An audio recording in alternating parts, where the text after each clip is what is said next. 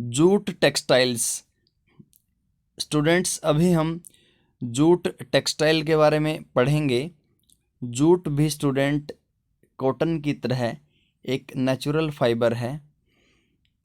India is the largest producer of raw jute and jute goods and stands at second place as an exporter after Bangladesh. Students, India world में raw jute और jute goods का सबसे largest producer है और jute exporting country में students Bangladesh के बाद India का दूसरा नंबर आता है। तो रॉ जूट और जूट गुड्स में हमारा पहला नंबर है और जूट को एक्सपोर्ट करने में स्टूडेंट्स हमारा बांग्लादेश के बाद दूसरा नंबर है वर्ल्ड में। There were about 80 jute mills in India in 2010-11। Students, India में 2010-11 में 80 जूट मिल्स थी। ये 2010-11 का डाटा है, अभी तो बढ़ चुकी हैं और भी। Most of these are located in West Bengal, mainly along the banks of the Hooghly River in a narrow belt 98 kilometre long and 3 kilometre wide. Students, हमारी कंट्री की ज़्यादातर जूट मिल्स वेस्ट बंगाल में लोकेटेड हैं और ये सभी मिल स्टूडेंट हुगली रिवर के बैंक्स पे मीन्स उसके किनारे पे लोकेटेड हैं, एक नैरो बेल्ट में, एक संकीर्ण पट्टी में, और उस पट्टी की लंबाई है 98 किलोमीटर और उसकी चौड़ाई है स्टूडेंट्स 3 किलोमीटर। तो यहीं पे इंडिया की सारी जूट मिल लोकेटेड हैं। The first jute mill was set up near Kolkata in 1855 at Rishra. Students, India की पहली जूट मिल रिसरा नाम की जगह पे लगी 1855 में और रिसरा स्टूडेंट्स कोलकाता के नज़दीक लोकेटेड है। After partition in 1947 the jute mills remained in India but 3/4 of the jute producing area went to Bangladesh, erstwhile East Pakistan. Students, 1947 में इंडिया का पार्टीशन हो गया और उसमें से पाकिस्तान बन गया। तो पाकिस्तान के स्टूडेंट्स दो पार्ट थे, एक वेस्ट पाकिस्तान था और दूसरा ईस्ट पाकिस्तान। स्टूडेंट्स, जो आज पाकिस्तान है वो तो था वेस्ट पाकिस्तान 1971 से पहले, और जो ईस्ट पाकिस्तान था स्टूडेंट्स वो आज बन गया है बांग्लादेश 1971 में। तो बांग्लादेश कब बना? 1971 में। और बांग्लादेश का अरस्टवाइल पुराना नाम क्या था? ईस्ट पाकिस्तान। तो 1947 में स्टूडेंट्स जब पार्टीशन हुआ तो जूट मिल इंडिया में रही सिर्फ 25%, लेकिन 3/4 75% जूट मिल और जूट प्रोड्यूसिंग एरिया बांग्लादेश में चले गए। Factors responsible for their location in the Hooghly basin are proximity of the jute producing areas, inexpensive water transport supported by a good network of railways, roadways and waterways to facilitate movement of raw material to the mills, abundant water for processing raw jute, cheap labor from West Bengal and adjoining states of Bihar, Odisha and Uttar Pradesh। Students, अभी हमने देखा कि India की ज़्यादातर jute mills Hooghly river के bank के पास में हैं, मीन हुगली रिवर के किनारे हैं। तो कौन से ऐसे फैक्टर्स हैं स्टूडेंट्स जिसकी वजह से हुगली रिवर के किनारे ही ये सारी जूट मिल्स इंडिया की लोकेटेड हैं? एक तो स्टूडेंट्स यहाँ पे जूट प्रोड्यूसिंग एरियाज़ की प्रोक्सिमिटी है, मीन्स जूट पैदा करने वाले जो एरियाज़ हैं ना वो नज़दीक हैं हुगली बेसिन के। और वाटर ट्रांसपोर्ट भी इनएक्सपेंसिव है स्टूडेंट, मीन्स सस्ता है। उसके साथ साथ इस एरिया में रेलवेज, रोडवेज और वाटरवेज का भी अच्छा नेटवर्क है, और इस अच्छे नेटवर्क की वजह से ही हम रॉ मटेरियल को जूट मिल्स तक ले जा सकते हैं। और यहाँ पे स्टूडेंट्स रॉ जूट को प्रोसेस करने के लिए अबंडेंट वाटर भी है, मीन्स अच्छी मात्रा में पानी है, क्योंकि जब जूट को हार्वेस्ट किया जाता है तो उसको पानी में डाल दिया जाता है, और जब वो पानी में गल जाता है तो उसी के बाद उसके रेशों से दूसरे प्रोडक्ट बनाए जाते हैं। तो जूट को गलाने के लिए और उससे दूसरे प्रोडक्ट बनाने के लिए उसको पानी में काफ़ी टाइम तक रखा जाता है और उसकी प्रोसेसिंग की जाती है, उसके बाद ही उससे दूसरी वस्तुएं बनाई जाती है। तो यहाँ पे अबंडेंट वाटर है, पानी अच्छा है, जिससे जूट की प्रोसेसिंग हो सकती है। और स्टूडेंट्स वेस्ट बंगाल, बिहार, उड़ीसा, उत्तर प्रदेश से सस्ते मजदूर भी मिल जाते हैं इन जूट इंडस्ट्रीज के लिए। Kolkata as a large urban centre provides banking, insurance and port facilities for export of jute goods. Students, Hooghly basin के नज़दीक कोलकाता पड़ता है और ये जूट प्रोड्यूसर्स को अनेक तरीके से हेल्प करता है, क्योंकि students Kolkata city Hooghly basin में जूट का प्रोडक्शन करने वाले प्रोड्यूसर्स को बैंकिंग, इंश्योरेंस और पोर्ट की फैसिलिटी देता है। बैंकिंग के थ्रू जूट प्रोड्यूसर्स को लोन मिल जाता है। इंश्योरेंस होने से उनकी जूट क्रॉप को प्रोटेक्शन मिल जाता है। और कोलकाता एक पोर्ट भी है स्टूडेंट, जिससे माल को दूसरे देशों में एक्सपोर्ट किया जा सकता है। In 2010-11, the jute industry was supporting 3.7 lakh workers directly and another 40 lakhs small and marginal farmers who were engaged in cultivation of jute and mesta. Students, 2010-11 के डाटाज के अकॉर्डिंग हमारी कंट्री में जूट इंडस्ट्री 3.7 लाख वर्कर्स को directly support कर रही थी, means इस industry में 3.7 लाख लोगों को डायरेक्टली रोजगार मिला हुआ था। और स्टूडेंट्स, 40 लाख स्मॉल और मार्जिनल फार्मर्स भी हमारी कंट्री में जूट और मेस्टा की कल्टीवेशन में इंगेज थे, मीन्स इन दोनों चीज़ों की कल्टीवेशन कर रहे थे। मार्जिनल होता है स्टूडेंट्स, मार्जिनल फार्मर्स में वो आएंगे जिन किसानों की हालत काफ़ी खस्ता होती है या जो बहुत ही तंगहाली का या बदहाली का जीवन जी रहे होते हैं। और मेस्टा भी स्टूडेंट्स जूट जैसा ही एक पौधा होता है। तो देख सकते हैं 3.7 लाख वर्कर्स डायरेक्टली जूट के थ्रू अपनी आजीविका चलाते हैं, और 40 लाख जो दूसरे स्मॉल और मार्जिनल फार्मर्स हैं वो भी जूट के थ्रू ही अपनी आजीविका चलाते हैं। हालांकि उनको कम कमाई होती है इससे, लेकिन फिर भी उनका गुजारा इससे चलता है।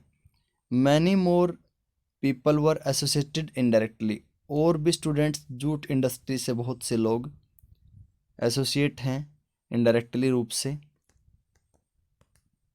Challenges faced by the industry include stiff competition in the international market from synthetic substitutes and from other competitors like Bangladesh, Brazil, Philippines, Egypt and Thailand.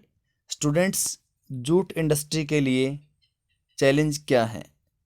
Students, एक तो जूट इंडस्ट्री का स्टिफ कंपटीशन है international market में synthetic substitute से, क्योंकि जो synthetic substitute है, जो कृत्रिम रेशा है, वो बहुत ही कड़ी टक्कर दे रहा है जूट की गुड्स को।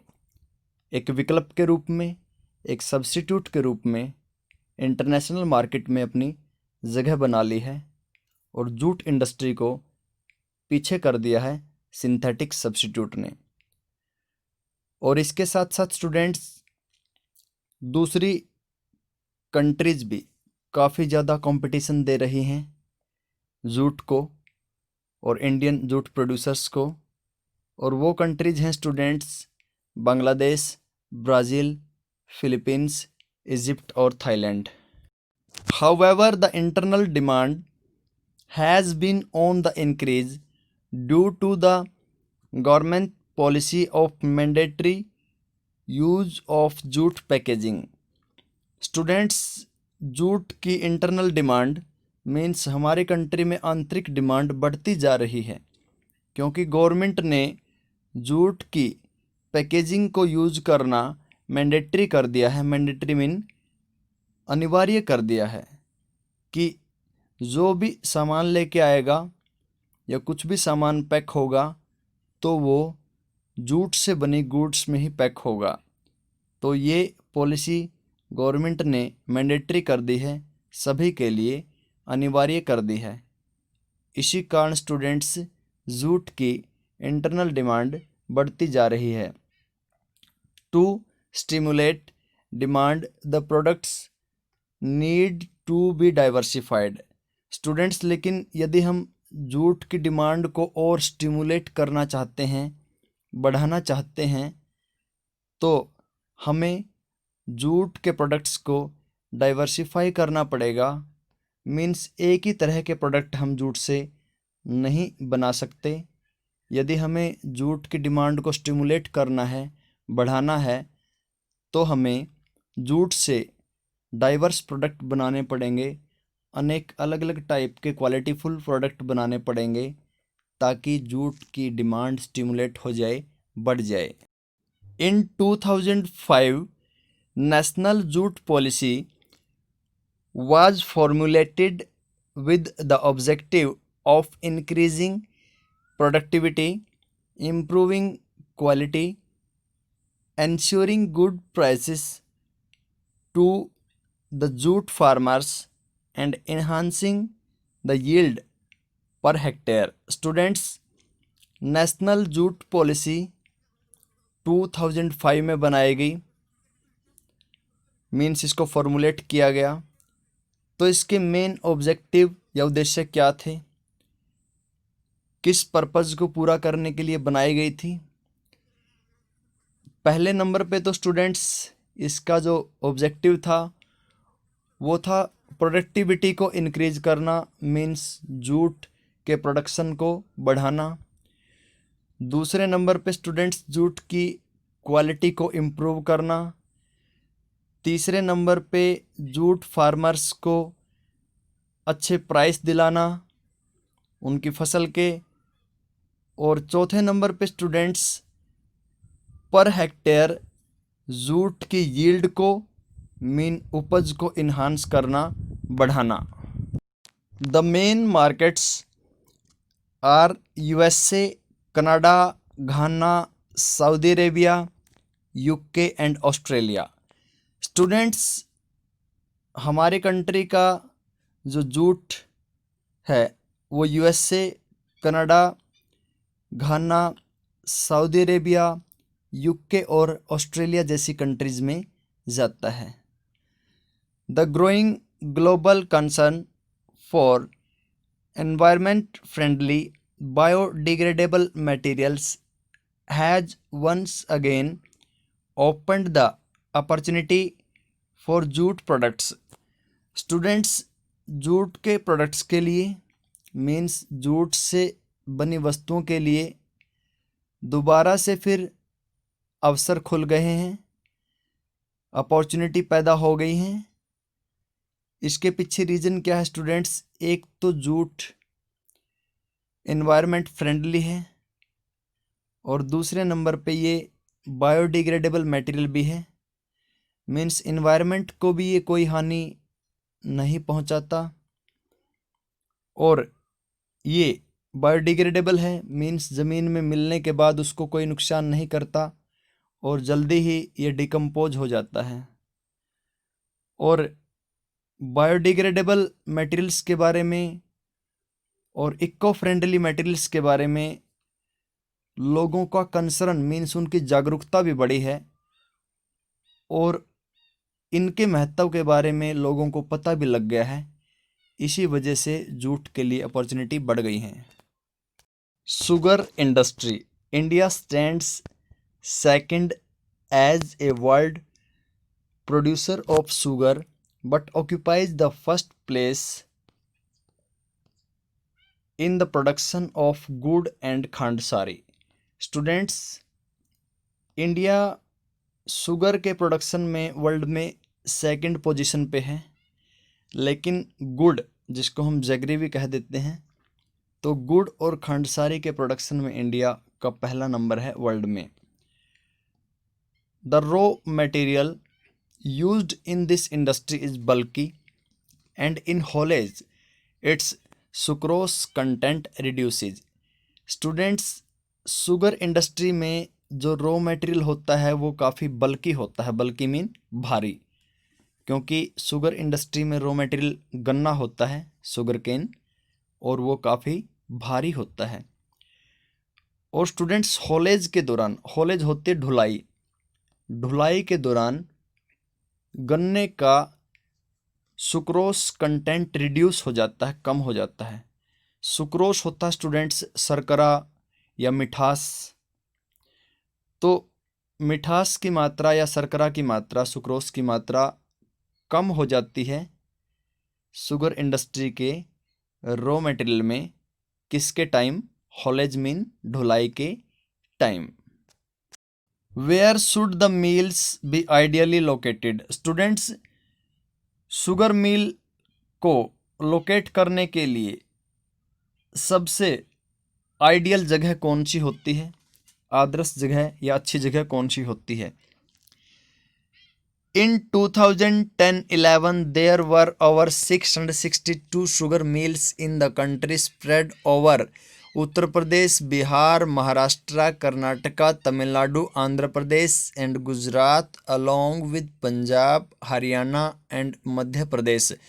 स्टूडेंट्स, 2010-11 के डाटाज के अकॉर्डिंग हमारी कंट्री में 662 शुगर मिल्स थी, और ये कंट्री के अनेक स्टेट्स में स्प्रेड थी, मीन फैली हुई थी।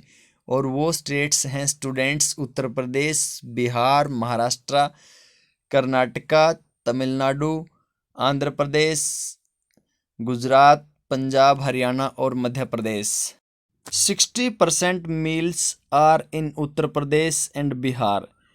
स्टूडेंट्स, हमारी कंट्री की टोटल शुगर मिल्स में से 60% मिल्स अकेले उत्तर प्रदेश और बिहार में लोकेटेड हैं। उत्तर प्रदेश हमारी कंट्री में स्टूडेंट्स गन्ने का सबसे बड़ा प्रोड्यूसर है। This industry is seasonal in nature, so it is ideally suited to the cooperative sector. Students, sugar industry nature में सीजनल है, मीन्स पूरा साल इस इंडस्ट्री में काम नहीं चलता, एक विशेष सीजन के दौरान ही चलता है। तो ये इंडस्ट्री स्टूडेंट कोऑपरेटिव सेक्टर को ही सूट करती है। तो शुगर इंडस्ट्री एक कोऑपरेटिव सेक्टर की इंडस्ट्री है। In recent years there is a tendency for the mills to shift and concentrate in the southern and western states, especially in Maharashtra. Students, हाल ही के सालों में, रिसेंट ईयर्स में एक टेंडेंसी बन गई है, मीन्स एक रुझान बन गया है। किस चीज़ का? शुगर मिल्स के इंडिया के सदर्न और वेस्टर्न स्टेट्स में शिफ्ट और कॉन्सेंट्रेट होने का। और स्पेशली ज़्यादातर मिलें स्टूडेंट्स महाराष्ट्र में शिफ्ट हो रही हैं और कॉन्सेंट्रेट हो रही हैं। This is because the cane produced here has a higher sucrose content. Students, Maharashtra में या दूसरे सदर्न और वेस्टर्न स्टेट्स में मिल शिफ्ट और कंसंट्रेट क्यों हो रही है? क्योंकि इन स्टेट्स में जो केन मीन्स जो गन्ना पैदा होता है उस गन्ने में सुक्रोज कंटेंट काफ़ी हाई है, मीन्स शर्करा की मात्रा ज़्यादा है या मिठास ज़्यादा है। The cooler climate also ensures a longer crushing season. और स्टूडेंट इन स्टेट्स की जो क्लाइमेट है वो भी काफ़ी कूलर है, इससे गन्ने को लॉन्ग क्रशिंग सीजन मिल जाता है। मीन स्टूडेंट्स, जब हम गन्ने को क्रश करते हैं, पीड़ते हैं, तो उसमें से रस निकलता है। अगर गर्मी है तो हमें गन्ने को थोड़ा जल्दी क्रश करना पड़ेगा, पीड़ना पड़ेगा, अन्यथा उसका रस सूख जाएगा। अगर क्लाइमेट कूलर होगी स्टूडेंट्स, तो गन्ने को पीड़ने का और उसमें से रस निकालने का हमारे को ज़्यादा टाइम मिल जाएगा। Moreover the cooperatives are more successful in these states. इसके साथ साथ स्टूडेंट्स इन स्टेट्स के अंदर कोऑपरेटिव सेक्टर भी बड़ा मजबूत है। और आपको पता है स्टूडेंट कि शुगर इंडस्ट्री कोऑपरेटिव सेक्टर की इंडस्ट्री है और ये कोऑपरेटिव सेक्टर को ही सूट करती है। Major challenges include the seasonal nature of the industry, old and inefficient methods of production, transport delay in reaching cane to factories, and the need to maximize the use of baggage। Students, sugar industry के सामने कई challenges हैं, means कई चुनौतियां हैं। एक तो students इस इंडस्ट्री का नेचर सीजनल है, मीन्स इस इंडस्ट्री में एक स्पेसिफिक सीज़न के दौरान ही काम होता है। पूरे साल के दौरान इस इंडस्ट्री में काम जारी नहीं रहता। दूसरा स्टूडेंट्स, इस इंडस्ट्री में प्रोडक्शन के मेथड्स ओल्ड और इनएफिशिएंट हैं। जो तरीके हैं प्रोडक्शन के वो पुराने भी हैं और इनएफिशिएंट भी हैं। इनएफिशिएंट मीन स्टूडेंट इतने कारगर नहीं हैं। ट्रांसपोर्ट डिले हो जाता है स्टूडेंट्स इस इंडस्ट्री में, और जो केन है मीन्स गन्ना है वो टाइम पे फैक्ट्रीज में नहीं पहुंच पाता। और लास्ट जो चैलेंज है स्टूडेंट्स इस इंडस्ट्री में वो ये है कि इसमें बैगेज का मैक्सिमम यूज़ नहीं होता। बैगेज क्या होता है स्टूडेंट्स? गन्ने का रस निकालने के बाद जो छिलका बच जाता है या जो ठोस पदार्थ बच जाता है उसी को बैगेज कहते हैं स्टूडेंट्स। और उस बैगेज का इस्तेमाल फ्यूल के रूप में और इसके साथ साथ स्टूडेंट्स कागज़ बनाने में भी हो सकता है, लेकिन उसका सही तरीके से यूज़ नहीं हो रहा। Mineral based industries that use minerals and metals as raw materials are called mineral based industries. Students, जो इंडस्ट्रीज रॉ मटेरियल के रूप में मिनरल्स और मेटल्स का यूज़ करती हैं उन्हीं इंडस्ट्रीज़ को मिनरल बेस्ड इंडस्ट्रीज़ कहा जाता है। लास्ट चैप्टर आपने पढ़ा था स्टूडेंट्स मिनरल्स और एनर्जी रिसोर्स के बारे में, तो आप अच्छी तरीके से जानते हैं कि मिनरल्स क्या होते हैं और मेटल्स क्या होती हैं। Iron and steel industry. The iron and steel industry is the basic industry since all the other industries heavy medium and light depend on it for their machinery। Students, अभी हम mineral based industries की बात कर रहे हैं, तो mineral based industries में students सबसे पहले हम स्टडी कर रहे हैं आयरन और स्टील इंडस्ट्री के बारे में। आयरन और स्टील इंडस्ट्री स्टूडेंट्स ये बेसिक इंडस्ट्री है, क्योंकि दूसरी इंडस्ट्रीज चाहे वो हैवी हो, चाहे मीडियम, चाहे लाइट इंडस्ट्री हो, सभी इसी इंडस्ट्री पे डिपेंड रहती हैं अपनी मशीनरी के लिए। क्योंकि स्टूडेंट्स आयरन और स्टील इंडस्ट्रीज में जो मशीनें बनती हैं वो दूसरी इंडस्ट्रीज में जाती हैं और फिर उन इंडस्ट्रीज में प्रोडक्शन होता है। तो आयरन और steel industry students in industries को बेच देती है दूसरी इंडस्ट्रीज को, इसी वजह से इसको बेसिक इंडस्ट्री कहा जाता है। Steel is needed to manufacture a variety of engineering goods, construction material, defence, medical, telephonic, scientific equipment and a variety of consumer goods. Students, steel का यूज़ कई चीज़ों को मैन्युफैक्चर करने में होता है, मीन्स कई चीज़ों को बनाने में स्टील का इस्तेमाल होता है। जैसे अनेक प्रकार की इंजीनियरिंग गुड्स स्टील से बनती हैं। कंस्ट्रक्शन मटेरियल जो हम घर बनाते हैं, कंस्ट्रक्शन करते हैं या बिल्डिंग बनाते हैं, उसके लिए जो मटेरियल होता है उसमें स्टील बहुत यूज होता है स्टूडेंट्स। और डिफेंस सेना के अंदर भी बहुत ही ज़्यादा स्टील की ज़रूरत होती है। मेडिकल इक्विपमेंट बनते हैं स्टूडेंट्स, टेलीफोन के भी जितने पार्ट्स हैं, स्पेयर पार्ट्स हैं, वो भी स्टील से ही बनते हैं। इसके साथ साथ साइंटिफिक इक्विपमेंट और अनेक प्रकार की दूसरी कंज्यूमर गुड्स भी स्टूडेंट्स स्टील के यूज से ही बनती हैं। Production and consumption of steel is often regarded as the index of a country's development. Students, किसी भी कंट्री में स्टील का प्रोडक्शन और कंजम्पशन उस कंट्री के डेवलपमेंट का इंडेक्स माना जाता है। प्रोडक्शन मीन स्टूडेंट्स उत्पादन, मीन्स स्टील उस कंट्री में कितना पैदा होता है, और कंजम्पशन होता है स्टूडेंट्स उसका यूज़ कितना होता है। तो किसी भी कंट्री के डेवलपमेंट का इंडेक्स या पैमाना उस कंट्री में स्टील का यूज़ और उस कंट्री में स्टील का उत्पादन तय करता है। Iron and steel is a heavy industry because all the raw materials as well as finished goods are heavy and bulky, entailing heavy transportation costs. Students, iron और स्टील एक हैवी इंडस्ट्री है क्योंकि इस इंडस्ट्री में सारी चीज़ें heavy होती हैं, मीन्स भारी होती हैं, चाहे वो रॉ मटेरियल्स हो चाहे फिनिश्ड गुड्स हों। इसके साथ साथ स्टूडेंट्स इस इंडस्ट्री की ट्रांसपोर्ट कॉस्ट भी ज़्यादा होती है क्योंकि स्टूडेंट ज़्यादा भारी माल को ले जाने के लिए ट्रांसपोर्ट का खर्च भी ज़्यादा आता है। आयरन और coking coal and limestone are required in the ratio of approximately 4:2:1। Students, steel को बनाने के लिए 3 चीज़ों की ज़रूरत होती है। एक तो आयरन ओर की, दूसरे कोकिंग कोल की और लाइमस्टोन की।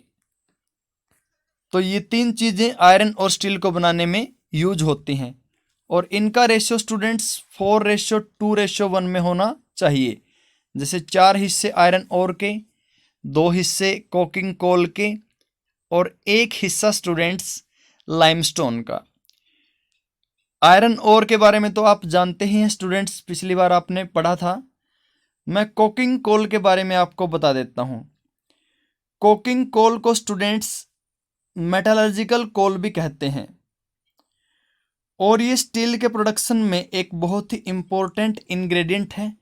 मीन्स स्टील को प्रोड्यूस करने में कोकिंग कोल बहुत ही इम्पोर्टेंट रोल प्ले करता है। स्टूडेंट्स, बिटुमिन्स कोल होता है जो, उसको हम ओवन में गर्म करते हैं और ओवन में गर्म करने के बाद स्टूडेंट्स उसमें से इम्प्यूरिटीज़ निकाल दी जाती हैं, अशुद्धता निकाल दी जाती हैं और जो उस बिटुमिन्स कोल में से अशुद्धता निकल जाती हैं तो उसके बाद कार्बन की बिल्कुल प्योर फॉर्म बच जाती है और वही कार्बन की प्योर फॉर्म कोकिंग कोल होता है स्टूडेंट्स। और इसी कोकिंग कोल का इस्तेमाल आयरन और स्टील बनाने में होता है। Some quantities of manganese are also required to harden the steel. Students, steel बनाने के लिए उसमें कुछ मैंगनीज की क्वालिटी भी मिलाई जाती है, मीन्स क्वांटिटी मिलाई जाती है, क्योंकि मैंगनीज के मिलाए जाने से स्टील हार्ड हो जाता है। इन 2016 with 95.6 million tons of crude steel production, India ranked third among the world crude steel producers. Students, India ने 2016 में 95.6 million ton crude steel produce किया था। और स्टूडेंट्स, इंडिया का rank world crude steel producers में 3rd था। Crude steel होता है स्टूडेंट्स कच्चा स्टील। शुरुआत में हम क्रूड स्टील बनाते हैं, उसके बाद फिर हम उसको अनेक रूपों में ढालते हैं और उससे फिर हम अपनी मर्जी का स्टील बना सकते हैं, सॉफ्ट भी और हार्ड भी। It is the largest producer of sponge iron. Students, India world में स्पंज आयरन का लार्जेस्ट प्रोड्यूसर है। स्पंज आयरन स्टूडेंट्स, ये स्क्रैप आयरन का एक विकल्प है। स्क्रैप आयरन होता है रद्दी लोहा, तो स्क्रैप आयरन की जगह हम स्पंज आयरन यूज कर सकते हैं। ये आयरन थोड़ा खोखला होता है अंदर से, और स्टूडेंट्स इस आयरन को दबाया भी जा सकता है। तो स्पंज आयरन का सबसे बड़ा प्रोड्यूसर है वर्ल्ड में India. In 2016 per capita consumption of steel in the country was only around 63 kg per annum against the world average of 208 kg। Students, 2016 में हमारी कंट्री में स्टील का पर कैपिटा कंजम्पशन 63 kg था, 1 annum के हिसाब से, means per year. Students, world average की बात करें 2016 में कि वर्ल्ड में स्टील का पर कैपिटा कंजम्पशन कितना था, ऑल ओवर एवरेज की हम बात करते हैं, तो वो एवरेज थी स्टूडेंट्स 208 kg। तो वर्ल्ड एवरेज के मामले में हमारी कंट्री में स्टील का पर कैपिटा कंजम्पशन बहुत ही कम है स्टूडेंट्स।